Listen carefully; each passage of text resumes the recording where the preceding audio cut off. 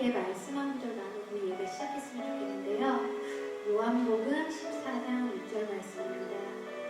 예수께서 이르시되 내가 곧 길이요 진리요 생명이니 나로 말미암지 않고는 아버지께로 올 자가 없느니라.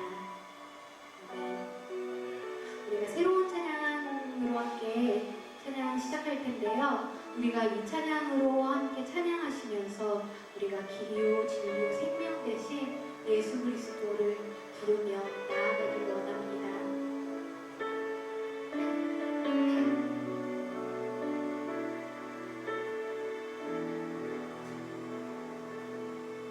참된 평화의 왕, 참된 사랑의 주, 하나님의 아들 예수,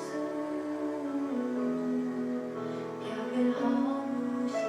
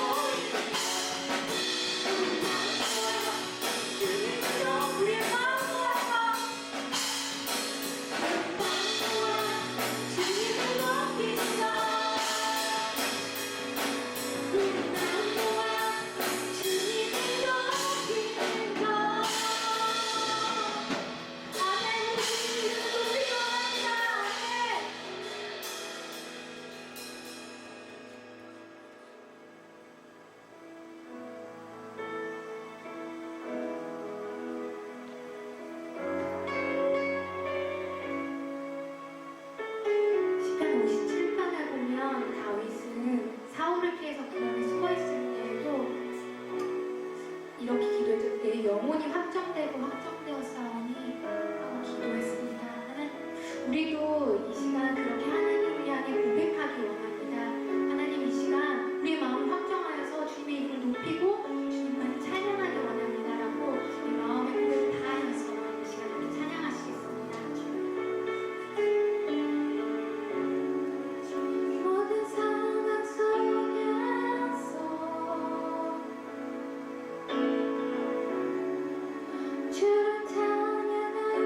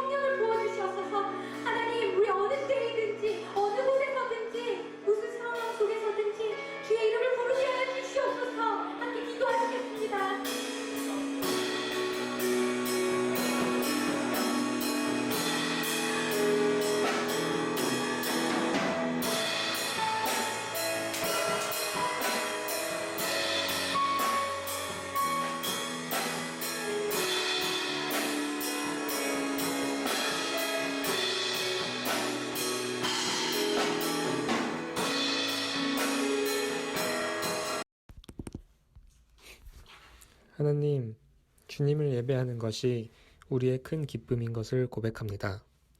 또한 하나님께서는 어려운 상황 속에서도 주님을 향한 예배의 열정을 기뻐하시는 분인 것을 믿습니다. 비록 현재 어려운 상황으로 인해 함께 모여 예배하고 교제하는 데 제약이 있지만 우리의 몸이 우리가 서 있는 곳이 곧 성전인 것을 알게 하시고 형식과 상황에 상관없이 모든 주님을 높이는 예배 가운데 찾아와 주시고 우리의 예배를 받아주시옵소서. 이러한 어려운 상황 속에서 하나님의 뜻이 무엇이고 하나님의 마음이 어디에 있는지 우리가 알기 원합니다. 온 땅의 주인이신 하나님께서는 분명 우리가 처한 상황과 문제보다 더 크시며 우리를 굽어 살피시는 분인 것을 믿습니다. 우리는 그저 왕 대신 주님을 따르고 섬기는 자녀로서 우리의 상황과 이 세상에서 벌어지는 일들에 대해 노하거나 슬퍼하거나 두려워하지 않고 주님이 주시는 평안 가운데 거하게 하여 주시옵소서.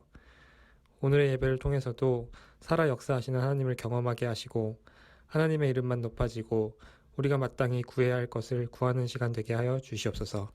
감사하며 예수님의 이름으로 기도드렸습니다. 아멘.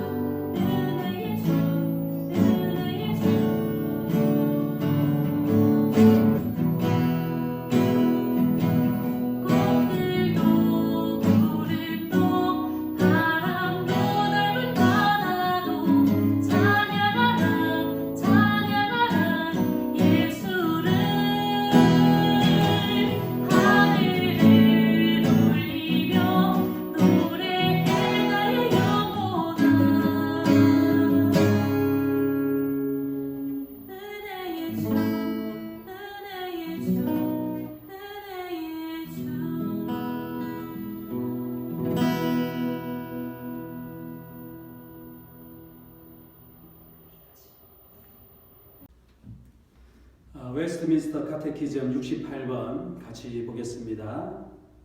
대열의 문답 68번입니다. 택함을 받은 자들만이 유효하게 부르심을 받는가? 택함을 받은 사람들만이 모두 유효하게 부르심을 받는다. 말씀의 사역을 통하여 때로는 외적으로 부르심을 받아 어느 정도 성령의 일반적인 사역을 경험하지만 그들에게 제공되는 은혜를 고의로 소홀히 하거나 멸시하는 자는 불신앙에 그대로 내버려 둠을 당하여 진정으로 예수 그리스도에게로 오지는 못한다. 아멘. 하나님의 유효한 부르심은 모든 택한 자들에게 제한됩니다. 그러면 하나님이 택하셨다는 증거가 무엇인가? 하나님의 택하셨다는 증거는 그가 예수 그리스도를 성심으로 믿는 믿음에서 확인되는 것인데요. 이것은 내적인 믿음, 내적인 확신, 내적인 결단의 결과이기 때문에 사실상 확인하는 것이 어렵습니다. 이것은 하나님의 무형교회를 특정하는 것과 같이 어려운 일입니다.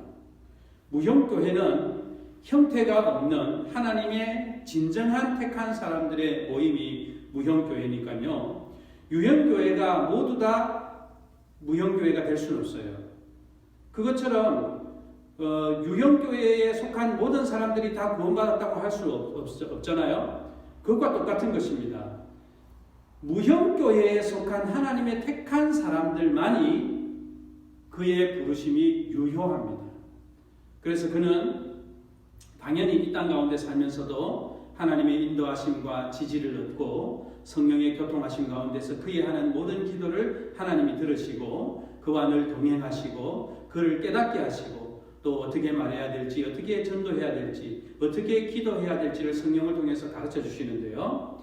그 무형교회의 일원인 구원받은 자, 그들은 하나님이 택하신 자들이고요. 하나님의 택하신 자들만이 유효하게 부르심을 받는다는 겁니다. 그래서 부르심을 받은 것처럼 보여지는 이 유형교회에 속한 사람들 중에서 일부만이 무형교회에 속해 있는 것이고 그 무형교회에 속해 있는 사람만이 그들의 부르심만이 유효하다는 것입니다. 지난 시간과 이어서 사실은 같은 맥락에서 드리는 말씀인데요. 구원받지 못한 사람은 그가 비록 유형교회에 제한적으로 어떤 특정한 시간 또 어떤 기간 동안 교회에 다니고 기도를 하고 또 같이 찬송을 하고 헌금을 하고 이런 외적인 모습이 보여진다 할지라도 그가 택하심을 받지 못했다면 그는 얼마 안 있어서 교회에서부터 떨어져 나가고 믿음에서부터 떨어져 나가는 것입니다.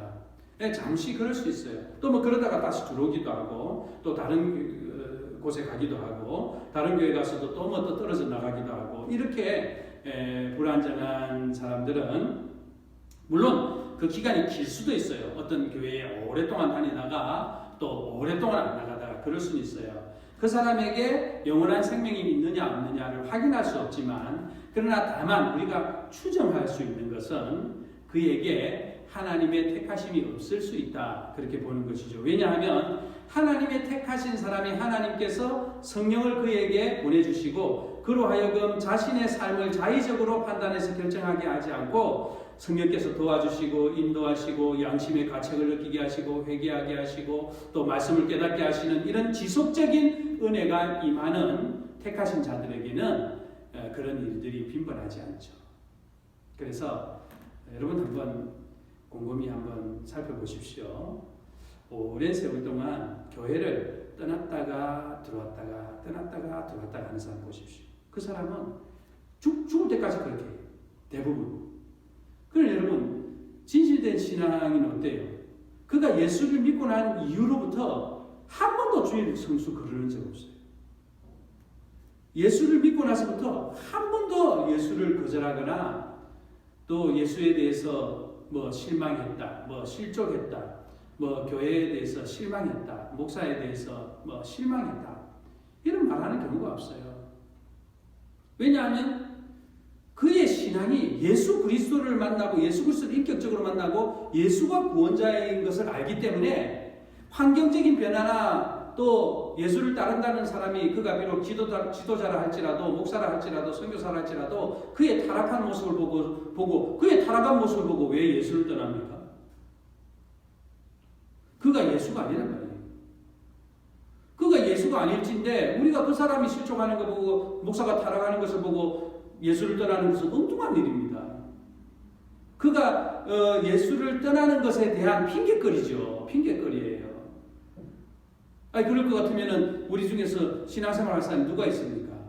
목사의 타락을 제일 많이 보는 사람이 누구죠? 목사예요. 저는 목사로 살면서 목사의 타락이나 목사의 인간 정말 너무 인간적인 모습을 많이 보지 않습니다. 저 자신도 마찬가지. 하나님 앞에 바로 하나님 앞에 구원 얻을 만한 의로움이 전혀 없다는 것을 우리 저 자신 스스로 느껴요. 근데 왜 우리가 그리스도 안에 붙어 있어요? 왜 우리가 그리스도를 믿고 있어요? 그리스도를 보고 그리스도를 믿는 거예요. 예수를 보고 예수를 믿는 거예요. 그것이 바로 택한 사람과 택하지 않은 사람들의 차이를 추정할 수 있는 것입니다. 물론 오랜 세월 동안 하나님을 떠나서 나중에 돌아오는 사람, 어떤 사람 몇 번이나 떠나고 그런 경우가 있어요. 예, 많지는 않지만 그런 경우가 있습니다. 그러나 대체로 우리가 추정할 수 있는 것은 그가 하나님을 떠나는 것은 하나님이 택하신 사람이 아닐 가능성이 높다는 것이죠. 택함을 받은 사람들만이 모두 유효하게 부르심을 받아요. 그리고 유효하게 부르심을 받은 사람들은 다 택한 사람입니다. 그러면 택하지 않았는데 외적으로 어떤 크리스찬으로서의 모습이 나타난다. 그럴 수 있어요. 자, 첫 번째, 말씀의 사역을 통하여 때로는 외적으로 부르심을 받아. 감동을 받을 수 있어요. 말씀에 감동을 받을 수도 있고, 내가 이렇게 살면 안 되겠다. 그러나 말씀에 감동을 받고도 예수님을 못 만날 수는 있어요. 여러분 인문학 서적들 읽어보면, 인문학 강좌 들어보면 막 눈물이 쏙 빠질 정도로 얼마나 감동적이에요. 감동받을 수 있지만 그거 인문학 강좌에 감동받은 것으로 우리가 생명을 얻거나 영원한 멸망에 빠지지 않거나 천국 가거나 하지는 않잖아요. 그냥 우리의 삶에 카타르시스가 있고 우리의 삶에 감동이 있고 우리의 삶에 다시 한 번 더 결심도 하고 또 좋은 일들이 있고 그런 정도잖아요. 그거 똑같은 거예요. 그런 말씀에 감동을 받고 말씀의 어떤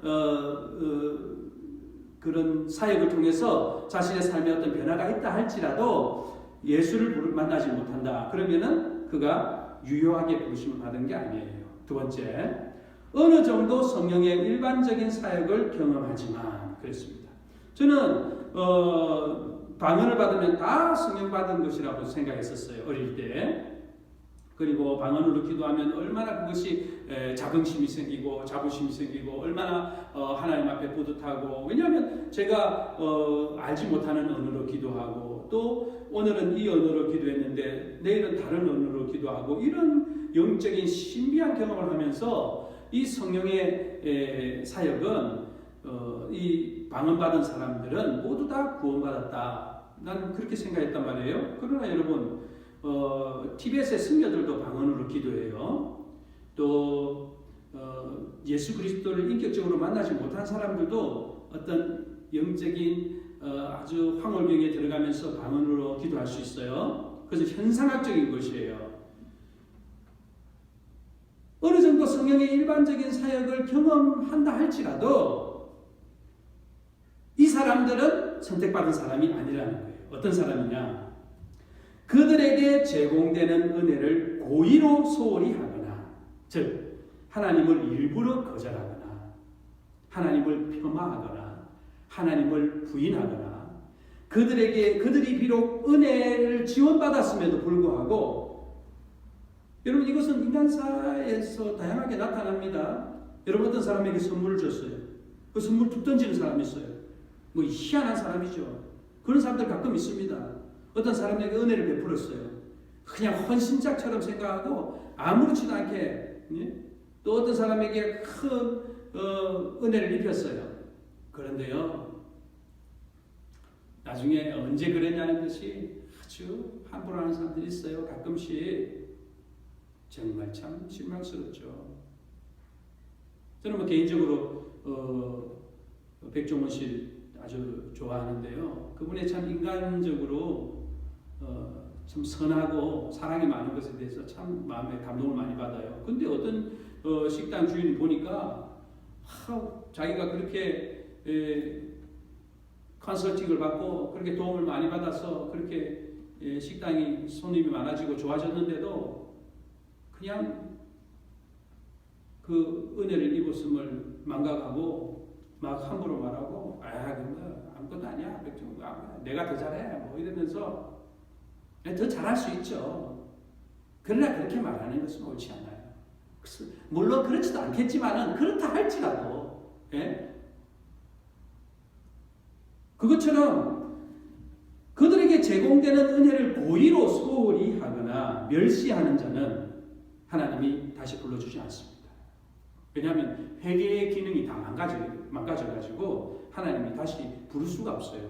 불신앙에 그대로 내버려 둠을 당한다 그랬어요. 이걸 뭐라고 하냐면 유기라 그래요. 유기가 뭐냐면 버린다 이런 거잖아요.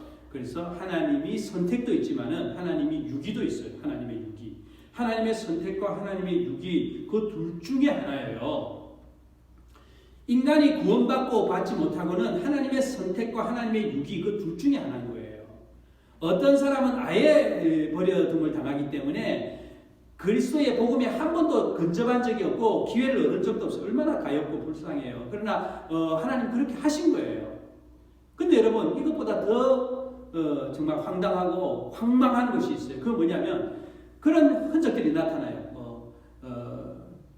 교인이 된 적도 있고 또 예배를 드린 적도 있고 심지어 아주 막 헌신해가지고 막 수천만 원 수억을 교회 짓는데 막 헌신하고 이런 경우도 있어요. 그러나 나중에 얼마 안 가서 부인하고 또 주님을 떠나고 예수를 부인하고 배교하고 이런 사람들 얼마든지 있어요. 신천지 교인들 대부분 아마 교회 다녔던 사람들일 거예요.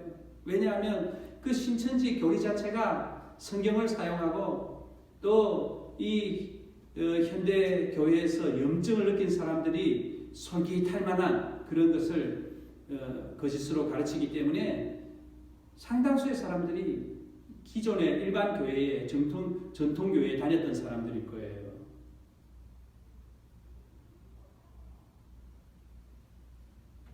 그들에게 제공되는 은혜를 고의로 소홀히 하거나 멸시하는 자는 불신앙에 그대로 유기되어 내버려둠을 당하여 진정으로 예수 그리스도에게로 오지는 못하게 되는 겁니다.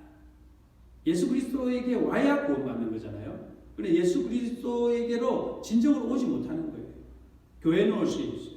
찬송도 부를 수 있고 또 연보도 할 수 있고 기도도 할 수 있고 또 다른 사람의 감동을 끼칠 수도 있어요. 막 간증하고 또 설교를 유창하게 하고 기도를 너무너무 아름답게 하고 막 눈물 날 정도로 이렇게 정말 막 봉사하고 이럴 수 있지만은 그들이 예수에게 오지 않으면은 예수와 상관없는 사람이에요. 즉 그의 부르심은 유효하지 않다 그 말입니다. 유효하지 않다. 여러분 티켓을 하나 구했어요. 예, 영화 티켓이든 뭐 연극 티켓이든 티켓을 하나 구했단 말이에요. 네? 그 티켓을 가지고 티켓을 내고 이제 들어가려고 하는데 보니까 기간이 지난 거예요. 서비스 기간이 지난 거예요. 서비스 기간이 만료된 거예요. 그 티켓은 유효해요? 유효하지 않아요. 유효하지 않아요. 심지어 그 기관에서 발행했고 또 그 기관의 도장이 다 찍혀있고 그럼에도 불구하고 유효하지 않아요. 왜? 기간이 다 됐기 때문에. 그 법적으로 그렇기 때문에. 그거 들고 줄을 이만큼 서 있어도 소용없어요. 소용없어요. 그래서 진정으로 그리스도에게 오는 자만 유효한 부르심을 받은 것이다. 그 유효한 부르심을 받은 자만이 구원의 백성이고 하나님의 백성이다. 그 말입니다. 그러나 기존 교회에서 그 사람을 쫓아내거나 그 사람을 폄하하거나 그 사람을 뭐 면박을 주거나 그러진 않아요. 그러나 우리가 완전하게 확인할 수 없기 때문에 그런 사람에게도 친절하고 그런 사람들을 존중하고 교회의 일원으로서 그의 권한을 행사할 수 있도록 배려하는 거예요. 그래서 장로교 정치는 모든 교인이 선거권과 피선거권을 가지고 또 교인의 대표인 장로와 교회의 대표인 목사가 당회를 구성하여서 민주적 절차로 이 교회 정치를 하는 거예요. 모든 기관들은 정치가 있는 거예요. 뭐 우리가 정치 그러면은 정치인들에게 염증을 많이 느껴서 아주 안 좋은 단어 같이 보이지만은 성경의 모든 용어가 정치적인 용어예요. 법률적 용어예요. 하나님의 통치 뭐예요? 정치적인 거예요. 하나님의 권위 뭐예요? 정치적인 것입니다.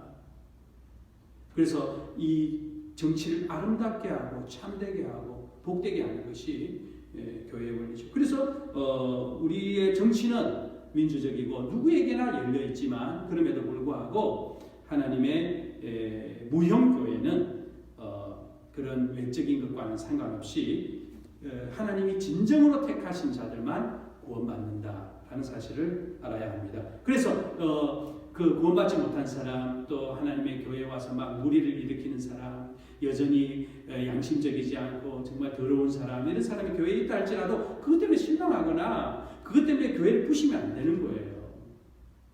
그것 때문에 막 그냥 뭐 우리 교인 중에서 이런 사람이 있는데 우리 교회가 뭐 참된 교회냐 뭐 어떻고 저떻고 그럴 필요가 없어요. 왜? 우리가 하나님의 교회 안에서 얼마든지 외부인이 들어올 수 있는 거예요. 얼마든지 택하심을 받지 못한 사람이 들어올 수 있어요. 그리고 그들 중에서 누가 택함을 받았는지 모르기 때문에 잠정적으로 그에게 하나님의 구원의 가능성을 열어놓고 지지하고 설교하고 가르치고 권면하고 그렇게 지원하는 것입니다. 69번 대요리문답 69번 함께 보겠습니다. 보이지 않는 교회의 지체들이 그리스도와 더불어 갖는 은혜의 교제는 무엇인가? 보이지 않는 교회의 지체들이 그리스도와 더불어 갖는 은혜의 교제는 그들이 의롭다함을 받고 양자가 되고 성화되며 그 밖에 이 생에서 그와 연합함을 나타내는 그 어떠한 일이 진행될 때 그리스도의 중보하시는 효능에 참여하는 것이다. 그랬습니다. 보이지 않는 교회, 무형교회죠. 교회의 지체들이 그리스도와 더불어 갖는 은혜의 교제는 첫 번째로 그들이 의롭다함을 받아요. 의롭다함을 받아요. 왜냐하면 의로움이 없는데 의롭다. 그래서 그들이 의롭게 되고 라고 하지 않아요. 그들이 의롭다함을 받고 그래서 의롭다고 인정해 주는 거예요. 무엇으로? 믿음으로. 우리가 하나님을 믿음으로 의롭다함을 받는 거예요. 우리가 의롭게 되는 게 아니에요. 우리의 죄가 가리움을 받는 것처럼 우리가 의롭다함을 받는 것이지 우리가 의롭게 변하는 것이 아니다 말이에요. 그러나 결과적으로는 의롭게 변한 것과는 차이가 없어요. 왜? 이제는 하나님의 나라에 들어가게 되고 하나님께 기도하게 되었고 하나님의 거룩하신 그 깨끗하고 성결하고 아름다운 하나님의 영 안으로 들어가고 또 그 거룩하신 하나님의 영이 우리 가운데 와 계시니까 우리는 의롭게 된 것이나 다름없는 것이죠. 그러나 그것을 표현할 때는 반드시 정확하게 표현해요. 그들이 의롭다함을 받는 거예요. 두 번째, 양자가 되는 겁니다. 우리의 아비는 마귀였어요. 무슨 말이냐면 거짓의 아비. 하나님을 믿지도 못하고 하나님을 신뢰하지도 못하고 하나님의 인도하심에 들어가지도 못하고 우리 죄를 회개하지도 못하고 멸망 가운데 살면서 우리 욕심대로 행하고 이 불순종의 아들들 가운데서 그들과 똑같이 그렇게 살았지만 주께서 이 마지막 때에 우리를 불러주심으로 예수 그리스도를 믿게 하시고 그 믿음 가운데 우리를 아들, 딸 삼아 주셔서 양자가 되었어요. 원래 아니었는데 우리를 받아줬기 때문에 그 양자라고 하는 거예요. 양자도 똑같이 친자식처럼 똑같은 법적인 효력이 발생하는 거예요. 성경은 법적이라고 했죠? 법적인 거예요. 양자가 유산을 양자는 못 받고 그런 법이 없어요. 똑같은 양자라도 자식인 거예요. 자식인 거예요. 그래서 우리는 그분의 양자가 되고 그리고 세 번째로 성화되고 거룩해진다는 말입니다. 점점점 거룩해지고 어떤 사람은 빨라요. 어떤 사람은 막 빨리 성화되어가지고 주께서 사용하시기에 좋은 그런 삶의 모습을 보이죠. 그러나 어떤 사람은 느려요. 어떤 사람은 죽을 때까지 느리고 그냥 저 사람이 믿는 사람인가 저 사람이 믿는 사람인가 싶을 정도로 느린 사람이 있어요. 그러나 느리다 할지라도 혹은 빠르다 할지라도 그들은 성화되는 것이다. 그리고 그 밖에 이 생에서 그와 연합함을 나타내는 그 어떠한 일이 진행될 때 그리스도의 중보하시는 효능에 참여하는 것이다. 그래서 이제는 내가 나 스스로 모든 일을 해결했어요. 그러나 이제는 그리스도께서 우리 대신 행하시고 우리의 죄만 속량하는 것이 아니라 그리스도께서 우리의 죄를 속량하시죠. 우리의 죄를 씻으시죠. 우리가 회개할 때마다 우리의 죄를 용서하시죠. 하나님 아버지 앞에 우리를 이끌 수 있도록 예수 이름으로 우리가 하나님 아버지께 나갈 수 있도록 하시죠. 중간에서 역할을 하시죠. 그러나 이제 모든 점에서 공부할 때나 또 일을 할 때나 돈을 벌 때나 잠을 잘 때나 설거지 할 때나 집안일 할 때나 또 학교에 다니거나 직장 생활하거나 뭐 어떤 경우를 할지라도 우리의 삶에 동행하시고 함께하시고 역사하시는 것입니다. 그래서 사실은 그 위선적인 게 아니에요. 차를 탈 때나 차에서 내릴 때나 잠을 자기 전이나 자고 깨어나서 항상 주님 감사합니다. 주님 함께해 주십시오. 주님 지켜주십시오.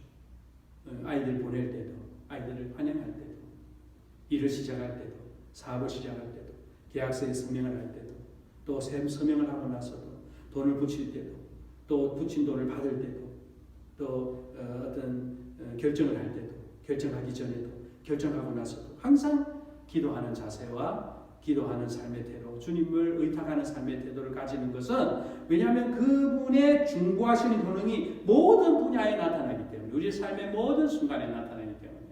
그래서 로마서 12장에서는 우리의 모든 삶이 예배의 삶이다. 우리의 모든 삶이 예배하는 것이다. 우리의 모든 순간이 예배의 순간이다. 그렇게 확인하는 것입니다. 그런 점에서 보자면 우리가 온라인으로 예배하느냐 또 오프라인으로 또 예배당에 와서 예배를 드려야 되느냐라는 논쟁은 사실은 어리석은 논쟁입니다. 왜냐하면 우리가 할 수 있는 모든 수단을 동원하여 하나님을 경배하고 하나님을 찬양하고 하나님 앞에 우리의 삶을 드리는 것이거든요. 그러면 이 수단들이 하나님이 사랑하시는 인간들에게 해가 되는 수단이 되어버렸다. 모이는 것이 해가 되는 수단이 되어버렸다. 그럼 온라인으로 모이면 되는 거예요. 그러니까 예수께서 사람을 얼마나 존중하시고 귀하게 보셨느냐. 율법으로 정해놓은 안식일에 일하지 말라라고 하는 그 율법, 의식적인 것, 그런 어떤 규정들, 이런 것을 그냥 아무렇지도 않게 밀어두실 정도로 예수의 인간 사랑은 아주 가장 우선되고 가장 필연적인 것이었어요. 그러니까 우리가 이런 생명의 위험을 감수하면서 우리가 꼭 예배당에 모여서 예배해야 된다. 이런 신학적인 판단은 이런 판단은 정말 어떻게 보면 참으로 우리가 정말 생각을 다시 해봐야 될 만한 그런 판단 자체가 생각을 다시 할 만한 그런 판단이죠.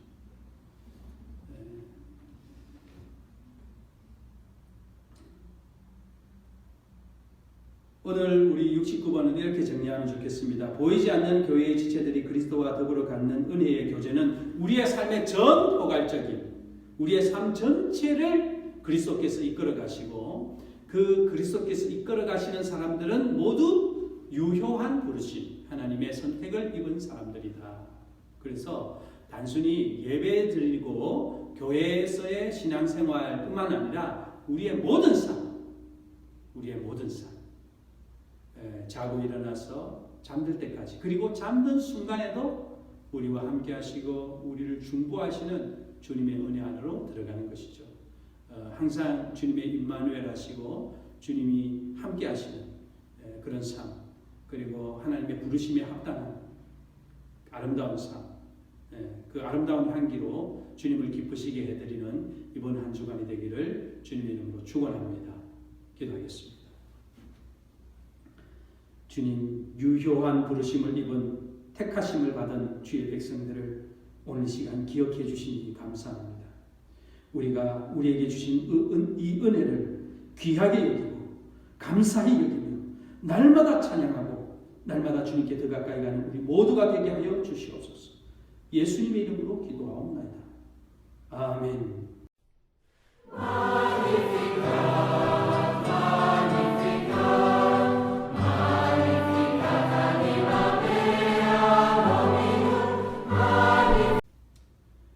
여호와는 내게 복을 주시고 너를 지키시기를 원하며 여호와는 그의 얼굴을 내게 비추사 은혜 베푸시기를 원하며 여호와는 그 얼굴을 내게로 향하여 드사 평강 주시기를 원하노라. 아멘.